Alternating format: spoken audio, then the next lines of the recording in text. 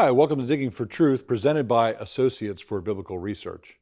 I'm your host, Henry Smith. Today, I'm joined by Dr. Scott Stripling, professional archaeologist, as we review the Nuzi Tablets, discovered almost 100 years ago in the country of Iraq. Scott, welcome back to Digging for Truth.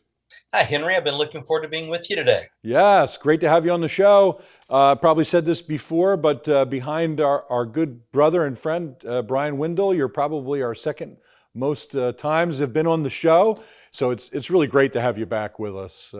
It's always exciting to talk with you. Well, it's fun to talk about the connection between Bible and archaeology, and I know that's what the viewers like to hear. Well, let's do it. So we're going to All talk right. today. We're going to talk today about the Nuzi tablets. In a way, we might call them Genesis tablets, although they don't have the text of Genesis, but they certainly tell us a lot about some of the earlier periods in the Bible, Scott. So let's begin with where Nuzi was, when they were excavated, and some of the general sketch of what's been found in these wonderful tablets. The site is about 240 kilometers north of Baghdad. And it is a really interesting place because there were thousands of tablets, cuneiform tablets that were excavated there. The dig was led by Edward Kara from the University of Pennsylvania in your neck of the woods on behalf of ASOR and Harvard. And so they did 6 seasons of excavation and uncovered these tablets, which opened a window into the world of the ancient Near East. So we're talking almost 100 years ago. The world of archaeology has changed a lot, the technology and all those kind of things. But I thought it'd be good to talk about the importance of some of these early archaeological excavations and, a place like Iraq, which now is so unstable, it's almost impossible to do any work there. Could you address that a little bit for our viewers? Right. I mean, think about this. You're between the two world wars, and they have this window. They got in and did important work, and because of that, we know so much more about the world of the patriarchs and of that second millennium BC. And then, of course, things change radically. Along comes the Second World War. You have a reformation of the Middle East, and to this day, it's very difficult to do archaeological work in Iraq and certainly in Iran. And we deal with the same thing. I mean, we work in the so-called West Bank of Israel, what some would call Palestine or Area C of the West Bank. And the tensions there, we never know. The Oslo Accords from 1993 that changed the landscape. There could be future changes, a two-state solution or not, that would restrict our access to do the work that we're doing. And so for that reason, we, unless we're prohibited from going by the Antiquities Authority, we're in the field working even when there's conflict there.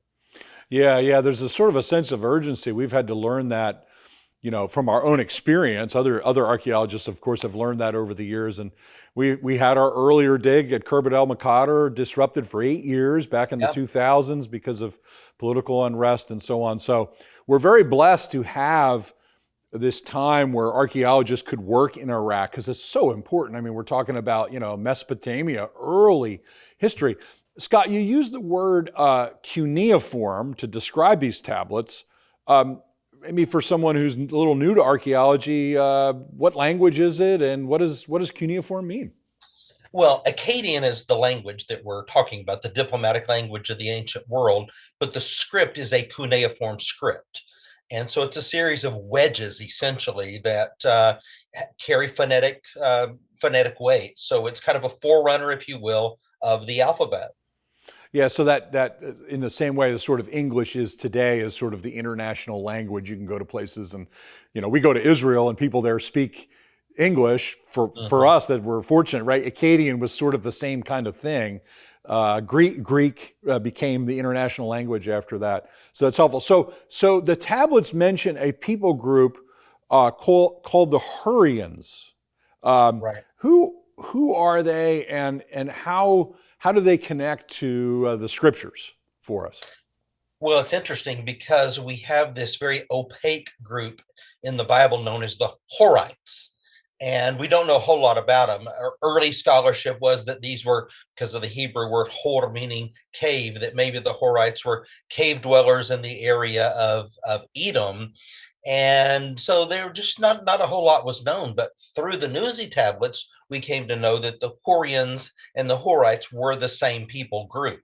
And so since we then learned a lot about the Hurrians, we knew a lot about the Horites in turn. And so it began to illuminate that section of the Old Testament. So this people group, I mean, they're mentioned early in the in Genesis Right. 14, right? Right. In the story of Kedorlaomer. Yeah, the coalition of kings and Abraham. So we're talking about a very early period. So the suggestion is that this is the same people group. It looks like that to you based on your research. That's right. And so they have expertise in metalworking. And of course, we know in the area of Edom, this is where the metallurgy uh, mines and so forth have been found. So I think it's a pretty strong connection between Hurrians and Horites, and they form this people group, which later merges with another group known as the Ras or the Rosh, and it forms the kingdom of Mitanni, which becomes a powerhouse in the late Bronze Age, which is basically Egypt's largest competitor. In fact, Tutmosis III's campaigns are almost always fighting against the Mitanni. Yeah, and we had a previous episode together where we talk about the Mitanni in the early Judges period. Yeah. So there's a sort of interconnection. Okay, so what we're going to do, what we find largely in the tablets that connect to the book of Genesis, Scott, is patriarchal customs, right? So give us an overview of that, and then we'll get into our next two segments. We'll start walking through specifics. Okay, put yourself in the place of the modern Western reader, and you're beginning to read the Bible, and you're encountering in the book of Genesis, the first book that you're reading, about Abraham and Isaac have wives that they call their sisters, and you have marriages where there are slave girls given as gifts, which are essentially concubines or second wives or something like this. We have household gods that are being taken, and then there's fights ensuing over this. All of that stuff is very strange to us. And if we have no context to us, we're just sort of guessing. And of course, you can see where some people would say, oh, those are just fanciful stories. What we find in the Nuzi tablets are corollaries for that, which gives it a realia or a verisimilitude. Excellent. Well, we're going to jump into those details over our next two segments. Friends, we'll be right back after this break. ABR is excited to announce the publication of Volume 2 from our excavations at Khirbet el-Maqadir. The volume details archaeological remains from about 350 BC to the 8th century. This includes a New Testament village that may have been visited by Jesus. Over 400 pages of analysis, photos, and maps. You can pick up a copy today by visiting BibleArchaeology.org.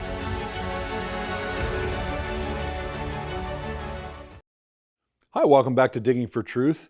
I'm here with Dr. Scott Stripling. We're talking about the Nuzi Tablets, which were discovered in Iraq about 100 years ago in excavations there. Okay, Scott, so you gave a really nice overview of these patriarchal customs that are often appear strange to us, or certainly from a different kind of culture than Western culture. But I thought it would be good for us to walk through them because there's quite a few of them, and they're really significant, and I think be very helpful for our audience to help understand some of this stuff in Genesis. So I'm going to start by just giving you a little nugget of it, and then you can expand on it and explain. So let's talk first about the servant who can inherit his master's estate. He's not a family member. He's not part of the family. He's not a natural descendant. He's a servant. We find that in Genesis 15:2, for example. So please share about that. Yeah, Eleazar is Abraham's servant, and he's also the heir. I mean, when Abraham is appealing to God, he's saying essentially, this Eleazar of Damascus, he is my heir. He's not only my servant, but my heir. And we understand the thing that Abraham and Sarah have not been able to have children. And incidentally, fertility was almost always the wife's responsibility in the ancient world. I don't think they had a concept of male infertility, but be that as it may, they're childless. And so now Abraham has amassed a pretty big estate, and he has a servant who's going to inherit it. How do we understand that? Well, the Nuzi tablets help us, because there we have provisions for a man to adopt a servant who cares for he and his wife in their old age, and then in turn inherits an estate, unless there is a natural born child that comes along. If there's a natural born son, then the servant is disinherited. Hey, that sounds exactly like what we're reading in the book of Genesis. Yeah, that's really good. I want to backtrack a little bit. I forgot to ask you this, so we'll talk about this. Let's talk about the dating of the tablets and their relation to the patriarchal area, because these are several centuries later. So some people might argue, well, you can't make those correlations because it's a later period. So address the issue of the dates and that question that I just posed. Well, there is a continuity in the ancient Near East in these legal codes. You will find nuances that change, say, from the Middle Bronze Age into the Late Bronze Age. The price of a slave may change. There's economic factors. But when you're talking about a basic legal code, say the Law Code of Hammurabi, you're going to find a consistency that's flowing for many generations. So even though it is several hundred years later, I think it gives us a very accurate view, like the example I just stated. Yeah, sometimes when I've read Genesis commentaries, at first when these tablets were discovered, I think more conservative scholars came along and said, hey, look at all these parallels. And then there was a pushback that, well, they're later. You guys are kind of making this stuff up in a sense, But I think your argument just seems to make more sense thinking about the culture of that time and how persistent these practices were, right? Well, if we're making it up, then why do we have all the connections? Uh, Why does it say one thing in the Nuzi tablets, and then we get the same thing in the biblical text? yeah. That's exactly right. Okay, let's turn to another example from the Nuzi tablets. Here we have the practice of a slave girl being given within the context of a marriage contract. So talk about that, please. Well, that's what we get with Rachel and Leah. This is what unfolds. There are slave girls or concubines that are part of the marriage process. As a Westerner, of course, that sounds very strange to us, very odd to us. But in fact, that's what we see in the Nuzi tablets as well. There is a provision for a slave girl to be given as part of the dowry, and really as a concubine, and so will help bear children and bring children into the marriage as well. And the provision continues that if the primary wife is childless and the slave girl or the concubine produces children through the male, then the wife is the primary mother of that child. Yeah, so we have that case in Genesis 29. Laban is the father of Rebecca, right?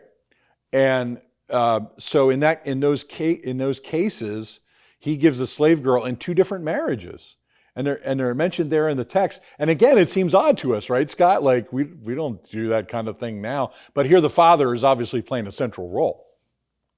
That's right. It's looking at covenant and marriage and how these things are formed. And indeed, it turns out that these concubines do produce heirs. They do produce children. Even part of the 12 tribes of Israel are coming from these relationships. Yeah. It's fascinating, foreign. But, as we always talk about, Scott, is how so much of this archaeological material illuminates the background of Scripture.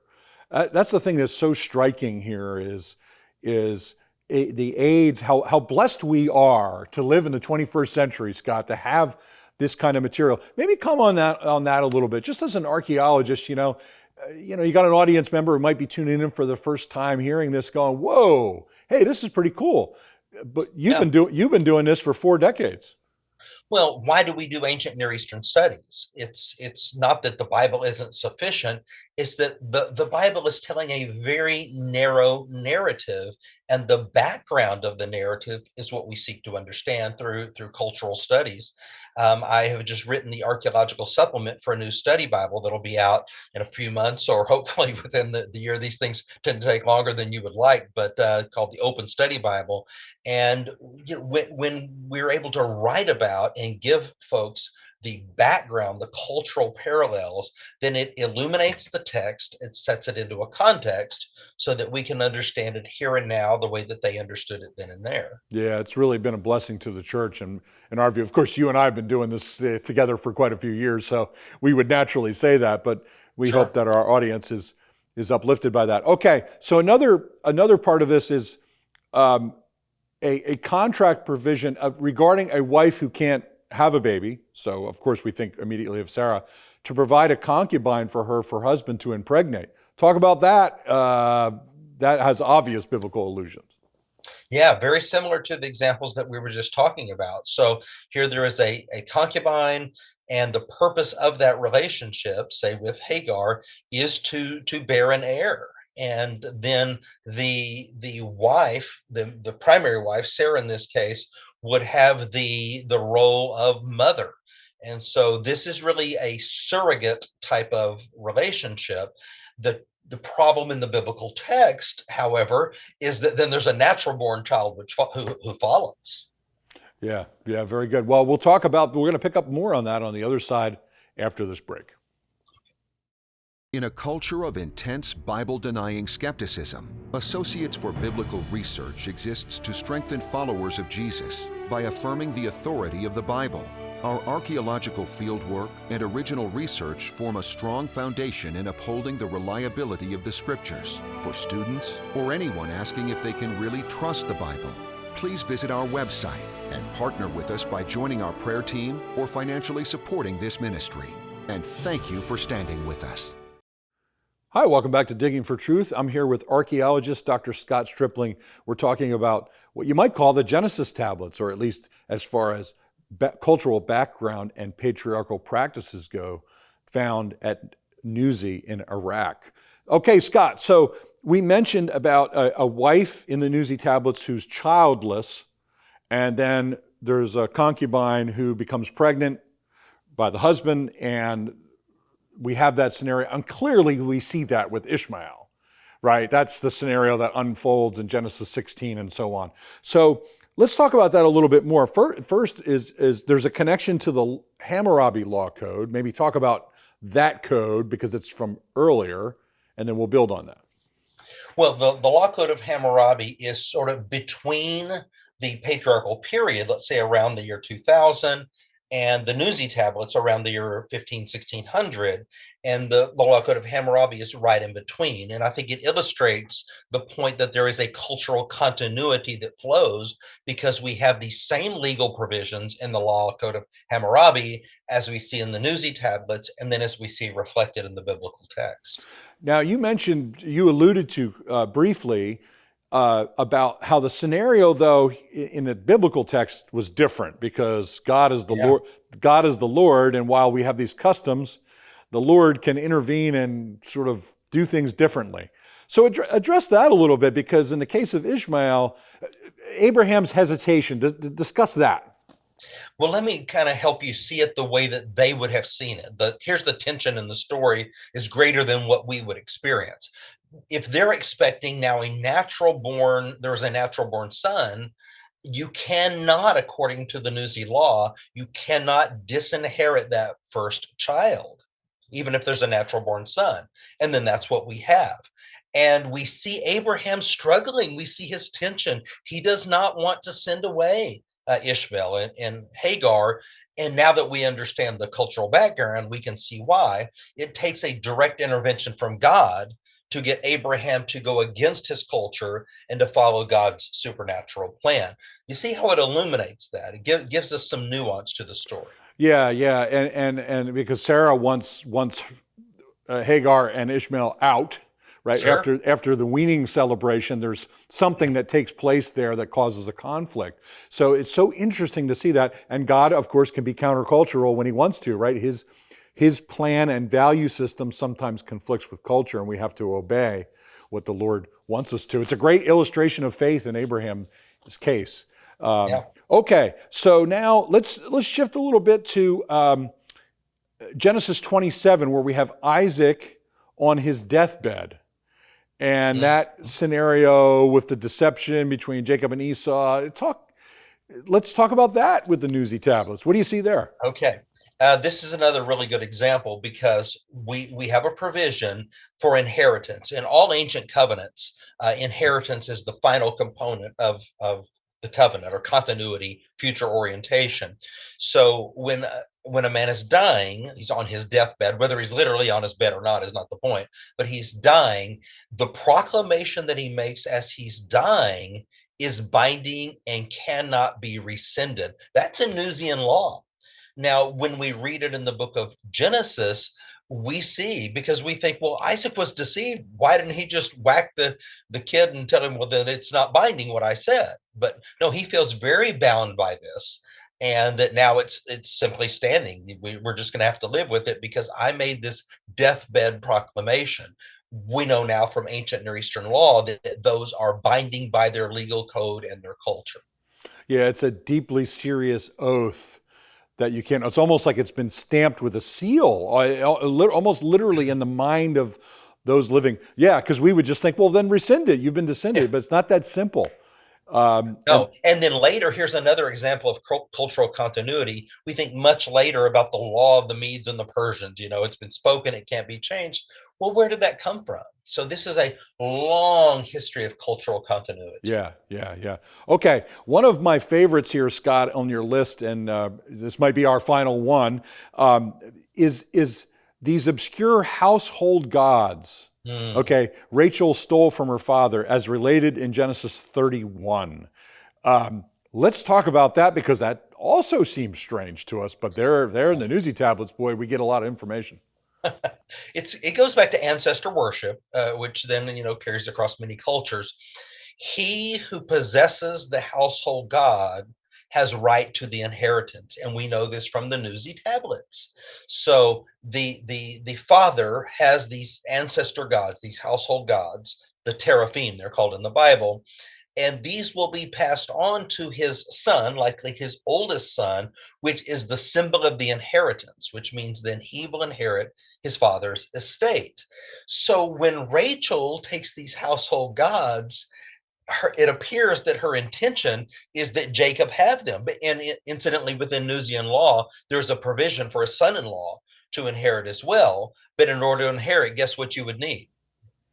You would need the household gods. The household gods. Yeah. And so you see how that adds nuance to the story. And we see why they were so furious about this coming after Jacob. It wasn't just that he'd stolen the statues, but the inheritance as well. Yeah, and that's the crux of the issue. We do have a few moments, Scott. I misspoke. We have a moment to explain possibly why Abraham would have said that Sarah was his sister to the Pharaoh. Okay. This will be our last one, but tell us a little bit about that.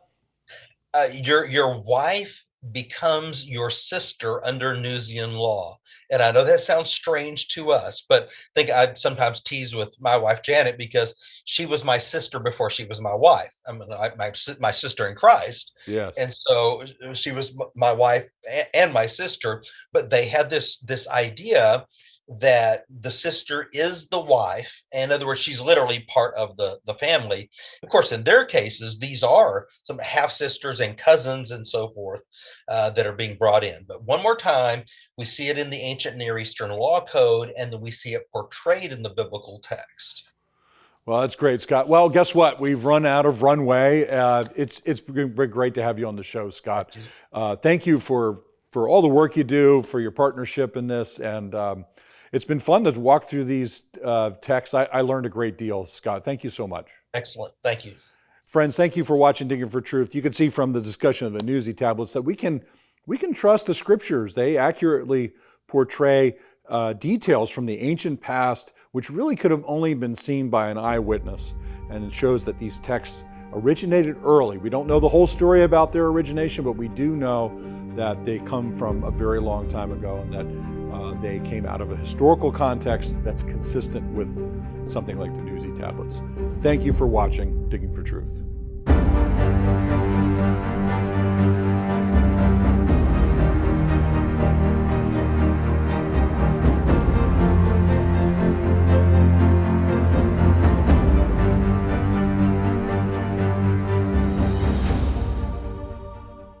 Digging for Truth is produced and recorded in the studios of Lighthouse TV. Positively different.